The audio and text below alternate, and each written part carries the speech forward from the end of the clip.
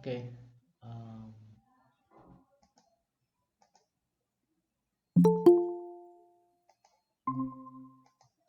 so let's start with today's session. There are prayers on my screen. Om Agyana Timirandhasya Jnananjana Shalakaya Chakshuranmilitam Yena Tasmai Shri Guruve Namah. Shri Chaitanya Mano Bhishtam Sthapitam Yena Bhutale Swayam Rupa Kada Mahyam Dadati Swapadantikam. Vandeham Shri Guroho Shivtapadakamalam Shri Gurun Vaishnavamsha Shri Rupam Sagrajatam Sahagana Raghunatam Vitam Tam Sajivam. साद्वैतम सावधूतम परिजना सहितम Krishna Chaitanya देवम श्री राधा कृष्ण पदान सहगण ललिता श्री विशाखान्वितांश हे कृष्ण करुणा सिंधु दीन बंधु जगतपते गोपेश गोपिका कांत राधा कांत नमस्ते तप्त कांचन गौरांगी राधे वृंदावनेश्वरी विषभानुसुते देवी प्रणमामि हरिप्रिये वाञ्छाकल्पतरुभ्यश्च कृपा सिन्धुवैव च पतितानां पावनेभ्यो वैष्णवेभ्यो नमो नमः जय श्री कृष्ण चैतन्य प्रभु नित्यानंद श्री अद्वैत गदाधर शिवासादि गौर भक्तवृंद हरे Krishna Krishna Krishna Hare Hare Hare Ram Ram Ram Hare Hare. So welcome everyone to corporate Bhagavad Gita reading. This happens every Friday 1 to 2 p.m. Um, and we have just completed chapter 3. We will go to chapter 4. Before going to uh,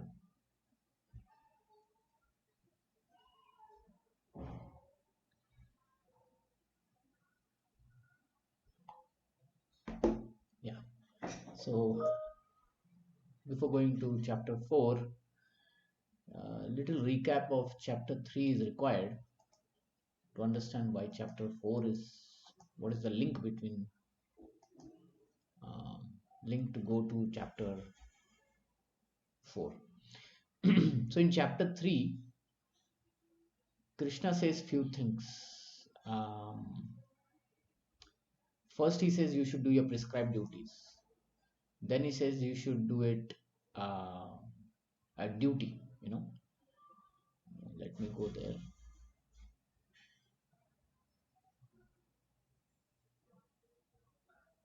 Then he says if you take sorry yeah without being attached to the fruits of the activities, one should act as a matter of duty. For working without attachment, one attains the supreme. Hmm? That we should do our duty without attached to the fruit. Attached means if the fruit is there, then only I will do, or if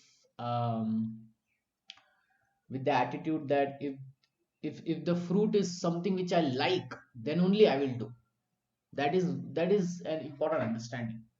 Sometimes um, we are more focused on something like, if I like the fruit, then only I will do my duty. Well, sometimes our duties may not give us the fruit that we desire. It will give us something, um, something very less attractive, but that's what it is. you know like let's say, parent duty of a parent, father and mother. Now when they're taking care of the baby's needs and all that is like 24 hours. What are you going to get out of it? What is the fruit? It's a long process. The baby grows, and for years it grows, and then when they become teenager and young and all that, if they take care, then the fruit will come. But till that point, the fruit is very small. Like, baby's fruit is what some happiness is there, right? This is my baby and all that. But the real fruit is when the baby is grown up and then taking care of you. That is the real fruit, right? Sometimes these fruits are very delayed also.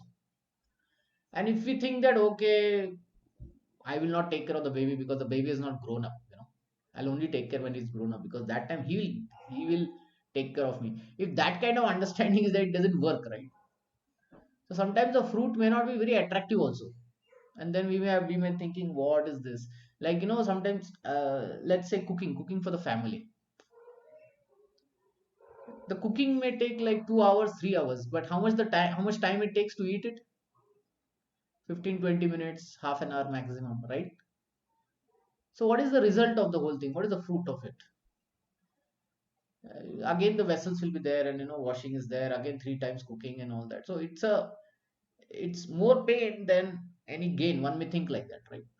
Or sometimes one may think, oh, it is so hot summer and cooking is so hot, it's unbearable. But we have to do those duties. So best is, we should not be looking so much for the fruit. We should do it as a matter of duty because that is our duty. Does this make sense? How this fruit and duty plays in picture? Uh, Yes, bro. Yes. Yeah, yeah. So sometimes our fruits may not be attractive, but still we should do our duty. That is what it means by Nishkam Karma Yoga. And this, when we are detached from it, then there are chances of attaining the supreme. Now, to attain the supreme, we need knowledge. So when we do detached work, then we get some knowledge. Now, what is that knowledge? That is called transcendental knowledge. Krishna says here, one who is in knowledge of the absolute truth. This kind of knowledge, the absolute truth knowledge.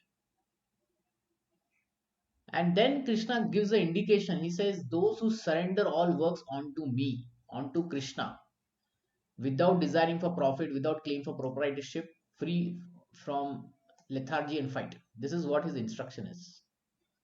So he has included himself, Krishna has included himself, saying that you surrender to me. Now, why we should surrender to Krishna? What is so great in Krishna? That is the very logical question one may have. Why Krishna says uses the word mama? Why he uses the word mama? Mama means me. Why he uses the word here?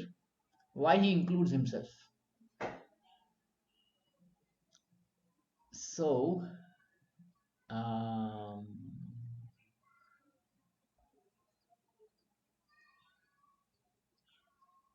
and then few more things he says. Okay, yeah. And then we talked about lust. Lust is unrestricted enjoying mentality. Okay. Then he says use spiritual intelligence to curb it. And let me see.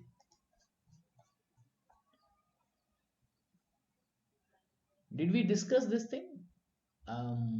Three types of spiritual intelligence, knowledge. I'm Yes, not. bro.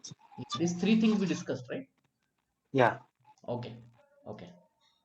So spiritual intelligence compares with these three things. So now the question is, Bhagwan Krishna. I talked about that we are eternal servant of Bhagwan Krishna and all these things. But we know that Krishna is supreme, right? But in the Bhagavad Gita, the first time he talks about himself is in the fourth chapter. He gives a indication here in third chapter, in the 30th verse, surrender to me. What is so great in Krishna? Is Krishna a sage, a sadhu? No. He is a king. He is in family relationship with Arjuna. So what is so great in it? So it's like fourth chapter is opening the first page of biodata of Krishna. Okay. So from fourth chapter, Krishna will start opening slowly his biodata. He will fully open in seventh, eighth, ninth, 10th, like that. In 11th chapter, all that chapters he'll fully open it. But in fourth chapter, he will open the first page of his biodata. So the point is, what is the spiritual intelligence? And what is that knowledge by which we can gain spiritual intelligence? So that knowledge is knowledge about Krishna. Hmm? So let's start with the first verse. Shri Bhagavan Uvacha Imam Vivasate Yogam Proktavan Avyayam Vivasvan Manve Praha Manur Iksvakave Bravit. The personality of Godhead said, Lord Krishna said.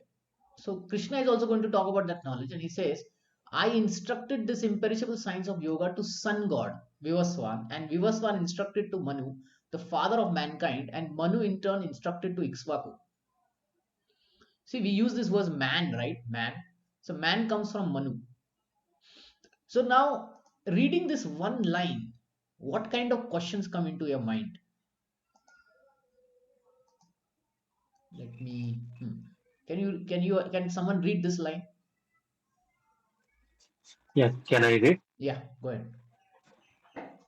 It's the personality of God, and Lord Sri Krishna said, I instructed this impressible science of yoga to the sun god, Vivaswan, and Vivaswan instructed it to Manu, the father of mankind, and the Manu in turn instructed it to Ishwaku. Okay. What kind of questions come into your mind? We are all very modern people. So if you read something like this, what kind of questions come into your mind? So Vivaswan is the name of sun god, or what is Yes, that? Vivaswan is the name of sun god. And Manu, this Manu Manu also is a his name, or son. is it a Yeah, position? Manu is another person. His son is Manu, and Manu's son is Ikshvaku. Okay, Vivaswan's son is Manu and Manu's son is. Ah, okay, and this is sun god. Okay. Okay, what kind of questions to your mind? Krishna said to sun god, he said it to Manu, his son, and Manu said to his son Ikshvaku. But what did he said that is not mentioned? Okay, what did he say? Yeah, what did he say is definitely one question. What did he say? Okay.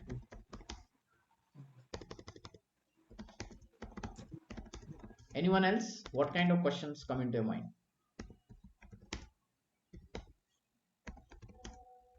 I mean, I want another question like, why did Krishna only, choose to mention this to sun god only? Because there may be other gods as well. Why he chosen sun god? Okay, why? Yeah, yeah. Why chose sun god?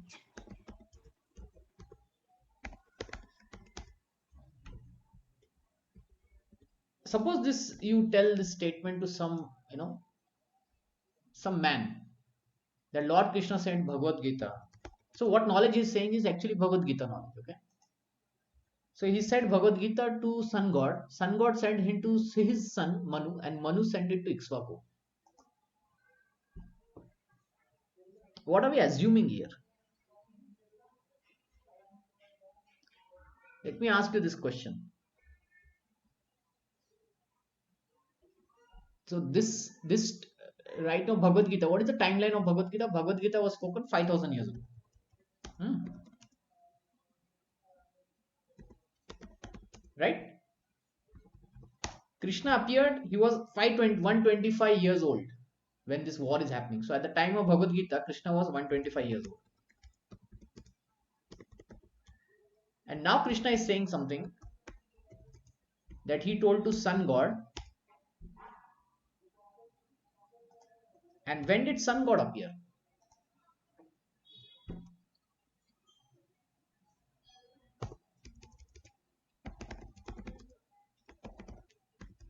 Did he tell him that time when it was 125 years, or when did he tell him?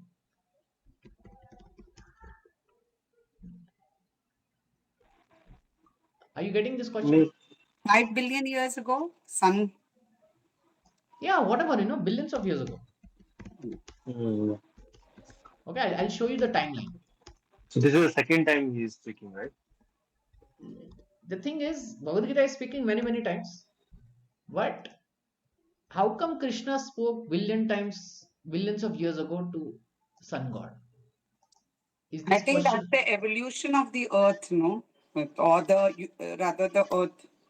That time, the Dasha avatar, one of the avatars, I okay? don't know what I feel. Evolution time span. So the first time evolution occurred, Krishna, I mean, the that avatar of his probably told about the universal consciousness and Krishna consciousness. Okay, an avatar of Krishna spoke to sun god. Assumption. These are assumptions, right? Assumption. This could be assumption. Now, I think we all believe in reincarnation, right?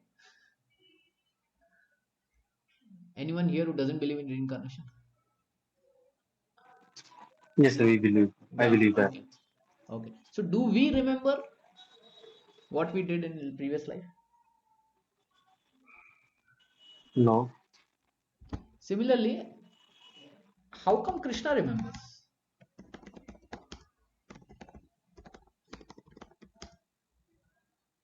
Something he spoke billions of years ago.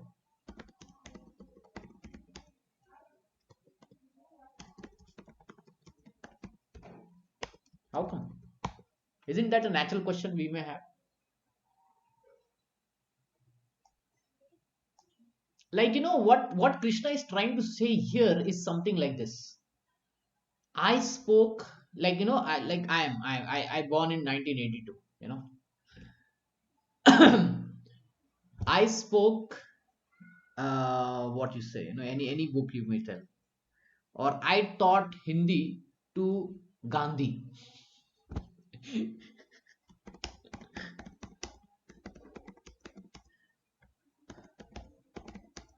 Okay, I'm telling this in today's context. 5/5/2023. What kind of question does it arises into your head if I say like this? I taught Hindi to Gandhi. This is exactly Krishna is also trying to say something. I taught this knowledge to Sun God. Okay, let's focus on this. If I tell I taught Hindi to Gandhi, what kind of questions come to your mind? What are you going to question me? Are you going to accept the statement? Yeah, first of all, I asked, how old are you? No. Yeah, exactly. That is fine. I told you my birth year is See, Arjuna also knows birth year of Krishna. Okay, this is assumption. I mean, this is known to all of us. My birth year is 1982, but this is what I'm telling. My statement is I taught Hindi to Gandhi. Now you have to ask questions on that statement that I have.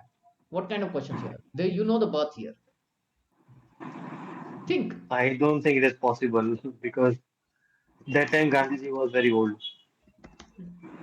No, when did Gandhi learn? When Gandhi was his young boy. Yeah, young boy. Yeah, Yeah. young boy, right? What Yeah. what year you could suppose?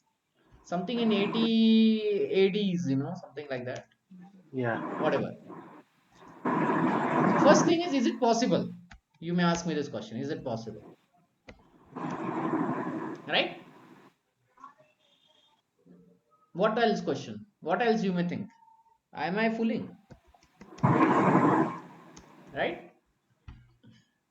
Yes or no? Or you think I'm not fooling?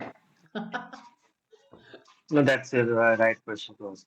Yeah. Am I fooling? Is it possible? It is impossible. someone may conclude also. It is impossible.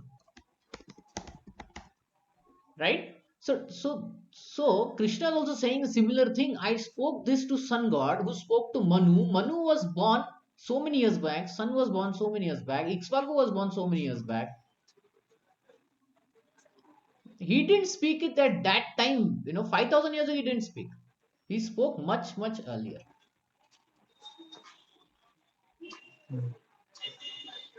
So question is it possible? How to understand this? Is Krishna fooling? And these are the exact questions which Arjuna asked in the next verse. So for our benefit, Arjuna asked this question. So Krishna also says this thing, second text, he says, this supreme science was thus received to chain of disciplic succession. And the saintly kings understood in this way, but in course of time, the succession was broken, and therefore the science as it appears to be lost. Now, from this statement, what we understand? We understand that Krishna is saying that that he didn't speak presently. Meaning 5,000 years ago, he didn't speak. Meaning that time when he was speaking to Arjuna, he didn't speak like I spoke it yesterday or maybe a year before. No. What is he saying is this supreme science was received through chain of disciplic succession, and the saintly kings understood in that way. Meaning there is a disciplic succession, and I spoke it directly to Sun God.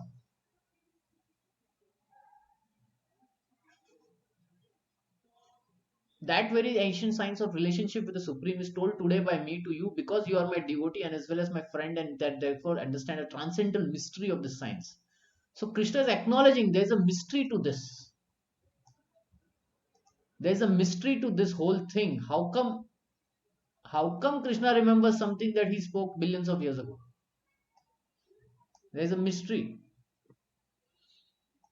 And Arjuna asks for our benefit. He says, the sun god Vivaswan is senior to birth to you.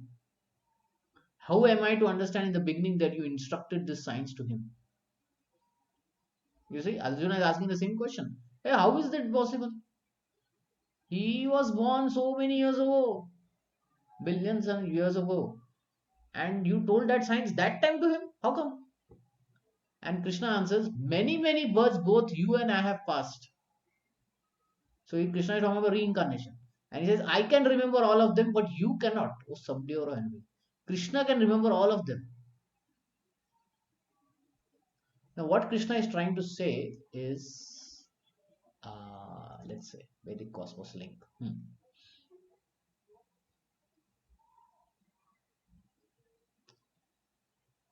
Okay.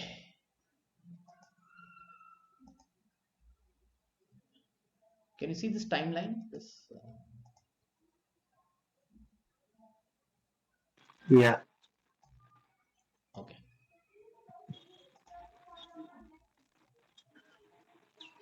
This is creation and this is life of Brahma. So from the day he takes birth to the last day, it will be passing like 311 trillion years. Trillion years will be passing in one life of Brahma. And in one day, it's called Kalpa. There are 14 Manvantaras. 14 Manus come and go. Okay. So Krishna talked about one Manu who was at the start of the day. That was when sun god was there. Okay. So he told to sun and also and then in one Manvantara there is 306 million years. And in 306 million years it is divided in 4 yugas. Satyuga, Treta Yuga, Dwapar Yuga, Kali Yuga, and we are in Kali Yuga. Okay. So Krishna is talking about something which is more than 2 million years ago. Plus how many? 306 into 1, 2, 3, 4, 5, 6, 7. Almost 4200 million years ago. That is how much? 4200.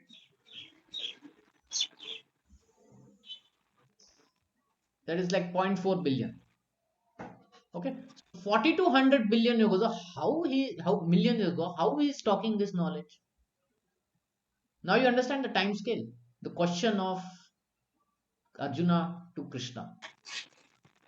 Yes. Okay. So this is the mystery now. How can Krishna remember all of it and all that? And we read, Krishna says, I can remember. And in the 6th verse, he says, although I am unborn. So Krishna says, I am unborn. And then he says, I have taken birth, which is true. He says, many, many births we have taken. And then next he's saying, I'm unborn. So what is this birth mystery of Krishna? Is he taking birth or is he unborn? My transcendental body never deteriorates. My body never deteriorates. Does our body deteriorate? Yes or no?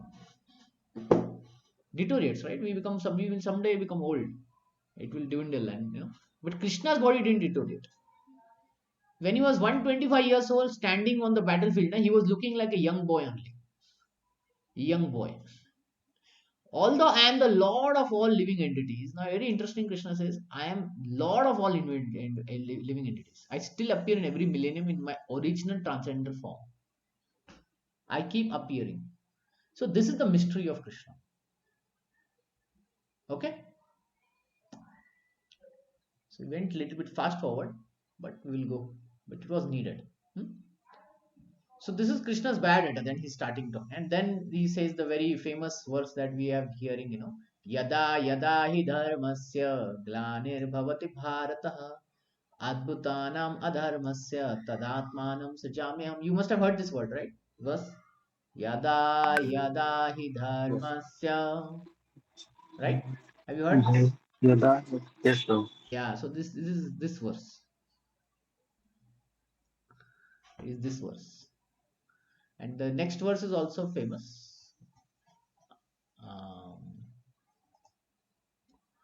परित्राणाय साधूनां विनाशाय च दुष्कृतां धर्म संस्थापनार्थाय संभवामि युगे युगे. You must have heard this last line somewhere in an advertisement. संभवामि युगे युगे. Meaning what? Yes. Every yuga I keep coming, and we are hearing. We are looking at this time scale and this yuga. Every yuga, Satya Yuga, Treta Yuga, Dwapar Yuga, Kali Yuga, and this happens how many times? 71 times. 71 into 4, 284 times, right? So in a day of Brahma, 284 times he is appearing, minimum. There are many other incarnations which happen, but minimum for Yuga Avatar he is appearing 284 times.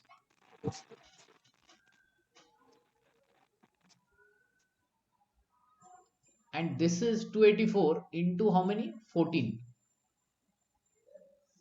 So if our mathematics is oh, there it is, calculator. Where it went? 28, na 284. 24 into 14, 4000. So minimum 4000 times Krishna is going to appear in the day of Brahma. And that he does. How many days Krishna? He has 36,000 days. 30. How do we know this? Does he have? Yeah, he lives for 100 years. 100 years and 365 days, right? So it is almost 36,000. So into 36,000.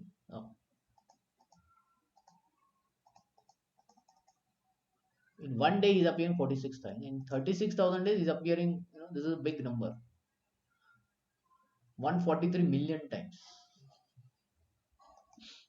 So for a Brahma, he sees Krishna 143 million times in his full life. Minimum. Minimum. Why I say minimum is because he takes many other avatars also. So they also start counting. But in every yuga, he takes one single avatar. And within a yuga also, he takes multiple avatars. Just he doesn't come only one time. He comes multiple times in this yuga.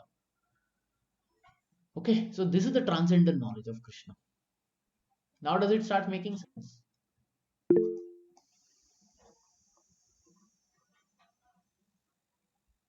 Yes. It makes sense or it doesn't make sense? Whatever. You raised a hand. What is this? You have a question? Yeah, yes. Yeah. So, so my question is, first question is, why it is has been created? Like, I'm not sure whether you'll be able to answer this question because it looks very complicated, right? Why can't we like?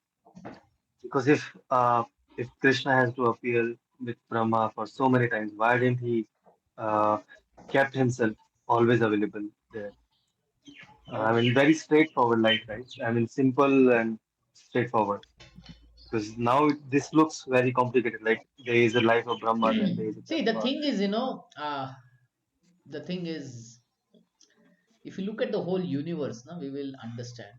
Um, I don't know if I've taken this diagram with you all, but this is what it is. Let me. Hmm. So this is the material world. This below is the material world, and above is the spiritual world. Okay. So Krishna avatar means to come down. So he comes down from his spiritual world into the material world. Now in the material world, what happens is there are many souls here, many souls. All of us are here. Why? Because we want to live little separate from Krishna. So Krishna says, okay, I'll make universes for you. Live in that. And all those universes come from this Vishnu, which is very small here. So we'll go back to another picture here. So this is called Mahavishnu. You must have heard this word Mahavishnu. So Mahavishnu Yeah. is another Vishnu who is 400 form of Vishnu, and from his pores, how many pores are there in the body? Millions, millions, millions. So similarly, Mahavishnu has millions of pores. From each pore comes out one universe. The moment he exhales, so many universes come out. The moment he inhales, so many universes go back into his body. And for the time that he exhales and inhales is the 100 years of Brahma. And in one such universe, again he comes as Garbhodaksha Vishnu. So he's making us available. Krishna is making us available. Okay. Krishna is available as Krishna in spiritual world, in Mahavishnu, and then within one universe also he is available, Garbhodaksha Vishnu. And from his navel comes Brahma, first living entity. And then Brahma creates this 14 planetary system, earth, heaven and hell. All this system he creates. He says, okay, there should be a sun god, so immediately a sun appears, like that. Other planets and all that, they appear, they start moving around it, and every planet has its own time reference or relative to other planets. And Brahma has the highest time, 311 million years, and the time decreases as we go to earth. Okay, now how to understand all this? See, within our experience also we see that there are some living entities which don't live 100 years. Which are the living entities which don't live 100 years? Which animals don't live 100 years? There are many animals Many who animals, don't. cow, dog. And which Yeah. animals live only for few days? Mosquitoes, right? So there are some Yeah, mosquitoes which only live for like 3 days, 1 week, 2 week. Okay. Yeah. Now for them,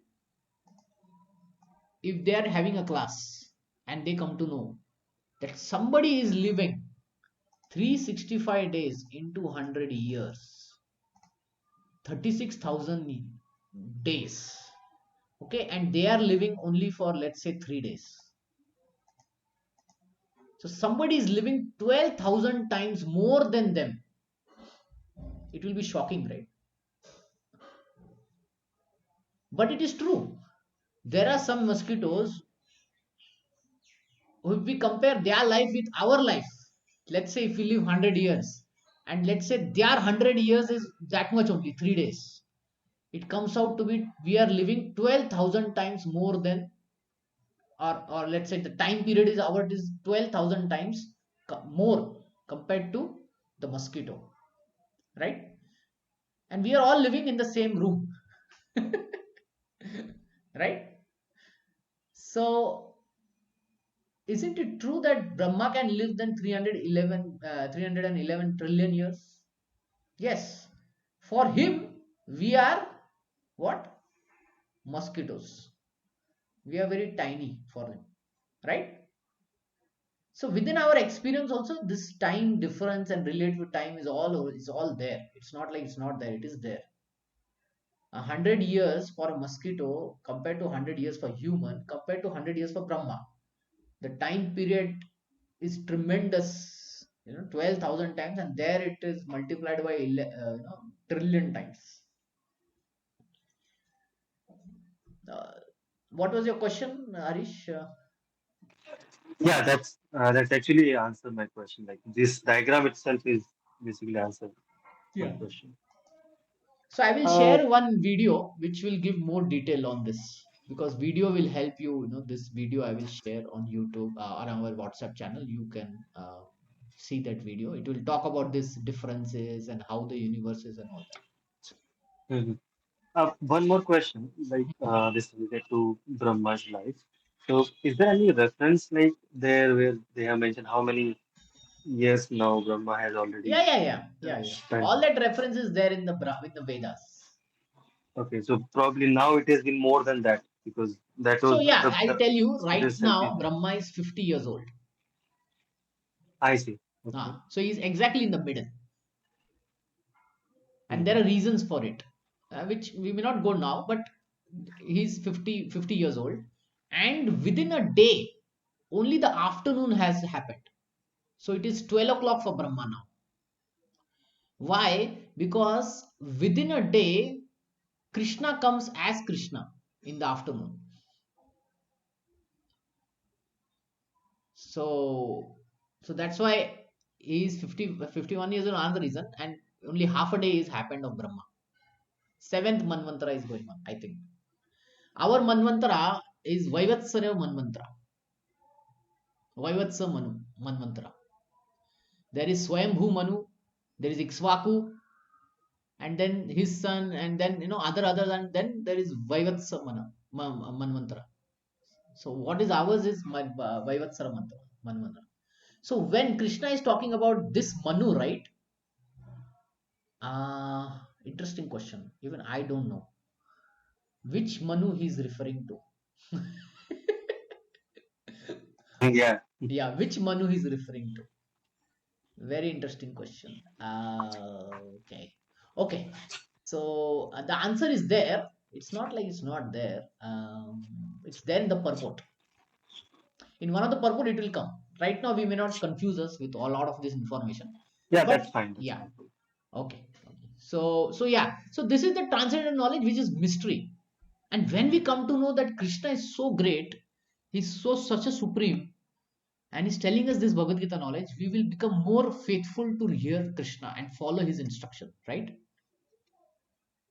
If you come to know, okay, this is what he's saying and he is the supreme, then we get this faith, right? Okay, I'm learning from the, what to say, the God himself. And then we gain more faith and we become more dedicated. Understanding? So when we get this transcendent knowledge, it becomes easier to practice spiritual life. We get that faith, we get that blessing, we get that strength, and this is called as transcendental knowledge. The chapter is transcendental knowledge. Name of the chapter is transcendental knowledge. Transcendental means what? Transcendental. Okay. Do you know what is the meaning of transcend?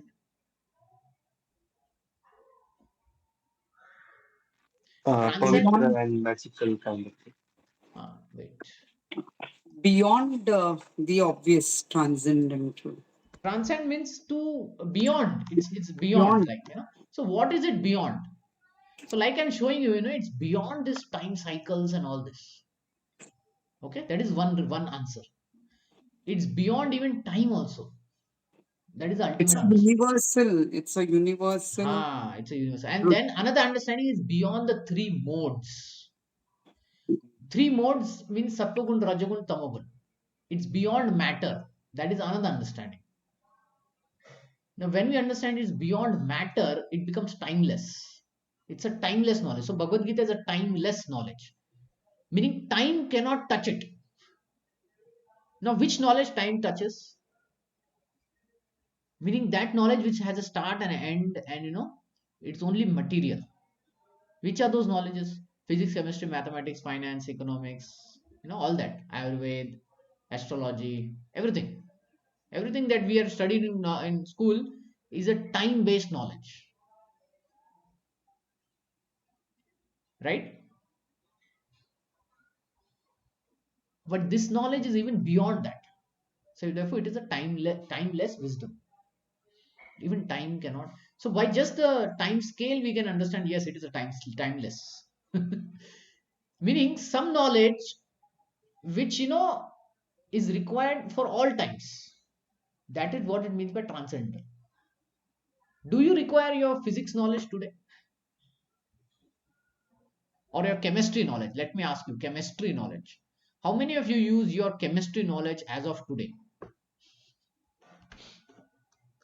Let's say that H2O chemistry that we heard, hydrogen plus oxygen equal to water, right? Two molecules of hydrogen and one molecule of oxygen, like that it is, right? H2O equal to water.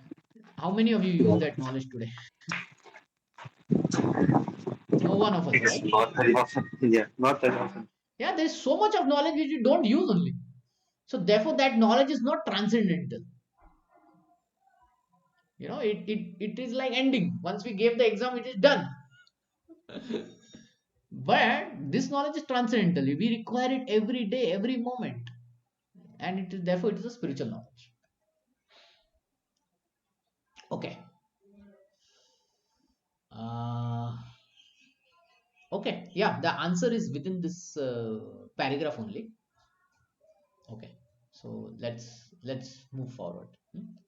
Herein we find the history of Bhagavad Gita traced from the remote time when it was delivered to the royal order. Okay, your question was why it was given to such kings, right? Why it was given only to one king and all that, right? You had one question. So the answer is Krishna uses the word saintly. Saintly means what? He's a king also and he's saint also. See, generally a saint is not a king and a king is not a saint. This is our general understanding, right? But then there are good kings who are almost saintly. So therefore these are saintly. Saintly kings are Raja Rishi. They are rishis also and they are saints also. So these are really good kings. They are very high moral, ethical, principled, dharmic, very high, spiritual. So for such people, this knowledge is given. Bhagavad Gita is given. Can you understand? We don't fall in this category, but still we access Bhagavad Gita because Bhagavad Gita is open. It's open language. It's an open knowledge. But the saintly king, because they are so saintly that they will take this knowledge to heart and they will themselves practice it. And what is the second thing that they will do? A saintly king practices himself, and second, he makes others also to practice. Whether they like it or not, he will enforce it. So if Krishna wants to give a knowledge which all living entities should follow, he's going to give it to saintly kings because king is a leader, right? If a leader follows something, the whole public will follow it, right? So therefore, the saintly kings, he gives it to saintly kings. In Bhagavatam, there are many saintly kings, and their whole lineage is given. Um, right now, I don't have that picture, but if I find, we will talk about it. Okay. So the kings of all planets, especially meant for protection of the inhabitants, and therefore the royal order should understand the science of Bhagavad Gita in order to rule the citizen and protect them from material bondage to lust. So the king has a great influence on the citizens, right? King, politicians, today's prime minister, chief minister, these have great influence on us, right? We are having elections and all that. It's a big time. Why? Because their one decision can change the whole life. We are already seeing this war between Ukraine and Russia. One decision of the premier of Russia is is so much influencing that whole region, right? Two countries it is influencing, so many people it is influencing, right? So if that person becomes saintly, if the kings become saintly, if the politicians become saintly, then what to speak? The whole citizens will become good citizens, right? So therefore, the leaders have to be taught. Therefore, Krishna chose the leader, that he's a saintly leader, and then he gave it that knowledge to him because he knew that the saintly person will use it and will make sure that others also follow it. Human life is meant for cultivation of spiritual knowledge in eternal relationship with the Supreme Person of Godhead. See, our human life is actually meant for cultivation of spiritual knowledge. But what we are today doing is we are only cultivating material knowledge. And therefore we are frustrated. Why? Because our inner happiness lies in spirituality, but we are only doing materialism. Therefore we are unhappy, We are not happy in this world. When we take to spirituality, we'll become happy. Why? Because we are ourselves soul, right? We are not the body.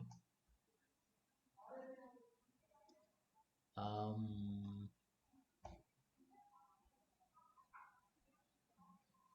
where is our picture?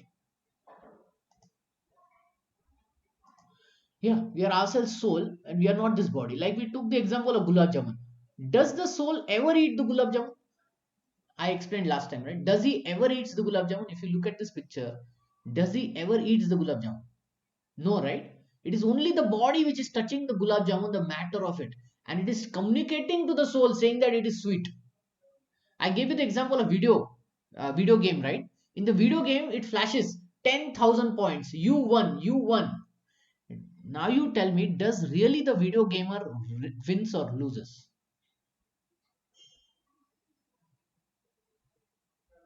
Tell me.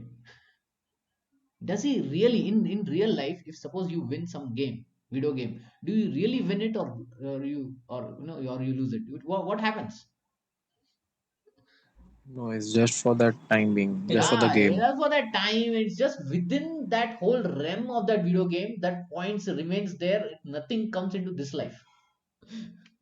You cannot walk on the road with a badge of like I am the winner of this so and so game, and I've won it 10 times, 100 times, whatever. It's just a video game. So this world is like this, that whatever is getting tasted is the soul is never tasting it. So what the soul needs, it needs spirituality. Then it will become happy. That is the only thing it can taste, and that it tastes with relationship to Krishna. And this is the reality, and therefore Krishna now explains about himself, because he is within the heart also as four-handed form of Vishnu. He is within the heart as Paramatma. Okay. So, in other words, the executive heads of all the states are intended to spread the science of Krishna consciousness so that the people may take advantage of this great science and pursue a successful path utilizing the opportunity of human love form of life. In this millennium, the sun god is known as Vivasva. See, it is said in this millennium.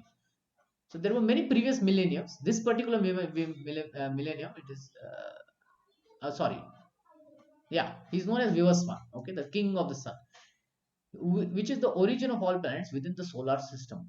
In the Brahma Samhita, it is said that let me worship, Lord Brahma says, the Supreme Person of Godhead, who is the original person and whose order the sun, the king of the all planets, assuming immense power and heat. He represents the eye of the Lord and traverses its orbit in obedience to his order. The sun god is moving in the sun around the whole universe. Now, very interesting.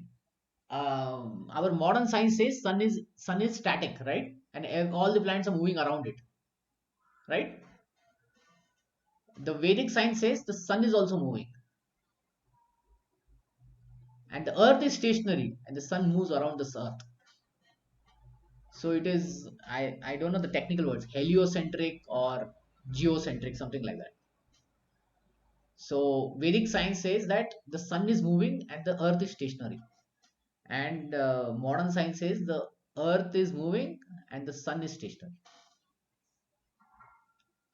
Completely opposite. Okay. But I'll tell you one more thing. Whenever the scientists they send the satellite, right, they don't use this understanding that the sun is stationary. They use the other round. They say that the sun is moving, and that's how they calculate all their calculations. Very interesting. While calculating, they will use a different model, but while explaining, they'll say sun is stationary. Sorry, earth is stationary. Sorry. Sun is stationary. They'll say like that. But while calculating, they'll make the sun also moving. So okay, the sun is the king of all planets and the sun god at the present name. At the present, the name is Vivasvan. Okay, there are different names that he gets in every Manvantara. He rules the sun planet, which is controlling all other planets by supplying heat and light. He is rotating under the order of Krishna, and Lord Krishna originally made Vivasvan his first disciple to understand the science of Bhagavad Gita. In the Gita is not therefore a speculative treatise of insignificant or mundane scholar, but is a standard book of knowledge coming down from time immemorial. In the Mahabharata, we can trace out the history of Gita as follows. So, in the Mahabharata, the Gita's history is there. In the beginning of the millennium, known as Treta Yuga, this science of relationship with the Supreme was delivered by Vivaswan to Manu. And Manu, being the father of mankind, gave it to his son Maharaj Ikshvaku, the king of the earth planet, and the forefather of Raghu dynasty, which is the Raghu dynasty in which Lord Ram appeared. Now, interestingly, we'll go back to this. When did Lord Ram appear? Treta Yuga. In the very start of the Treta Yuga, I think. Oh, no, not start, end of the Treta Yuga. Yeah. So, almost 800,000 years back. Ramayana is almost 800,000 years back. 800,000 means 8 lakh years ago. Some moderns are saying that it is just 20,000 years. That is wrong. According to Mahabharata, or according to this whole time scale, it is at the end of the Treta Yuga that Lord Ram comes. That is 800,000 years ago. Okay. Therefore, Bhagavad Gita existed in human society from the time of Maharaj Ikshvaku. At the present moment, we have passed 5,000 years of Kali Yuga. Okay. Bhagavad Gita book is 5,000 years old. That is right. And which lasts for 4,32 years. So Kali Yuga, this present, that age that we are living, right, will continue till 4,32 years ago minus 5,000. All these many years are remaining. Before this, there was Dapar Yuga, which was 800,000 years ago. And before that was Treta Yuga, which was 1.2 million years ago, that is 12 lakh years ago. Thus, some 20 lakh years, Manu spoke Bhagavad Gita to his disciple. So the king on this planet Earth, the age of the current Manu is calculated at some like 305 or 3 crore, 3 crore 53 lakh years, of which 12 1.2 crore have passed. So accepting that before the birth of Manu, the Gita was spoken by Lord to his disciple, sun god Vigaswan, the rough estimated that the Gita is how much? 1.24 crores. That is 120 million years ago. Am I reading it right? Is it 12 crores or 12 crores, right? Yes. 12 crores, okay. That is 120 million years. And the human society has been extant for 2 million years. It was respoken by Lord again to Arjuna about 5,000 years ago. That is the rough estimate of the history. So this is just rough estimate. And Krishna says, I come in every yuga. So like that, if we multiply, this will go in billions of years then. Okay. So this is the rough estimate of the history of Gita according to Gita itself and according to the version of the speaker. Lord Sri Krishna, it was spoken to sun god Vivaswan because he is also Kshatriya and is the father of all Kshatriyas who are descendant of the sun god and of Surya Vamshi Kshatriyas. Because Bhagavad Gita is as good as Vedas being spoken by Supreme Person Godhead, this knowledge is apurushaya. Apurushaya means superhuman. Human being has not written Bhagavad Gita. This is one of the arguments that modern thinkers give, that this religion and all that is written by human beings only.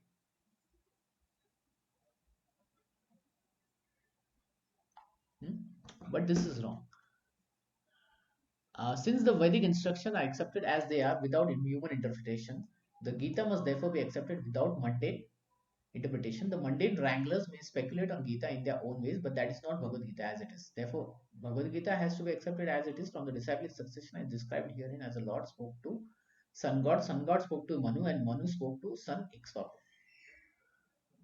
And if you want to know the whole disciplic succession, it is at the end of the introduction. Bhagavad Gita was spoken to Brahma. Brahma spoke to Narada. Narada spoke to Vyasa. Vyasa came 5,000 years ago. Then he spoke to Madhva. And like this, all the names of the spiritual master are there, which comes down to A.C. Bhaktivedanta Swami. Prabhupada. So this is the disciplic section of this book. Gita is spoken to sun god, is spoken to many names, to Brahma also, and to Lakshmi and to Rudra, Lord Shiva.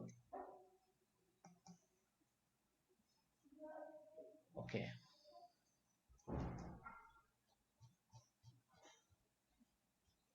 Any questions or comments?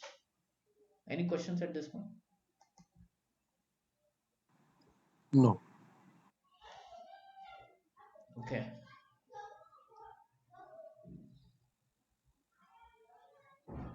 So we have only 3 minutes left. I think we can continue next time, 4.2.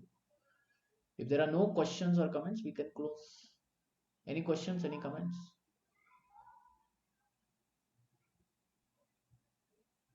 No? Okay. No, none. Okay, thank you very much. Let's meet next week. We'll continue with 4.2. Thank you, Hare Thank Krishna.